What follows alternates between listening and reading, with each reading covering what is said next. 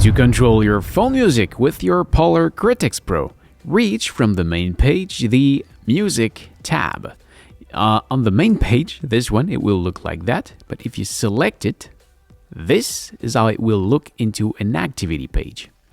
So, how does it work inside here? As you can see here, there is a play, skip next, or previous, or volume button.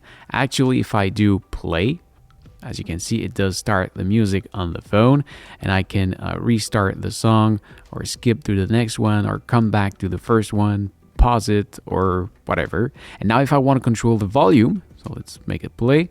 I want to control the volume, so I will press here, and this will transform those two buttons into volume control. So I can now rise up the volume, put it lower, and if I want to come back, I can press the back button, or the music button also do the job. And yeah, that's it. I can pause it, skip it, and do whatever I want. Well, into those few options. So yeah, it's pretty well made. So, this is it. Thank you for watching. I hope it helps. If yes, please smash the like button.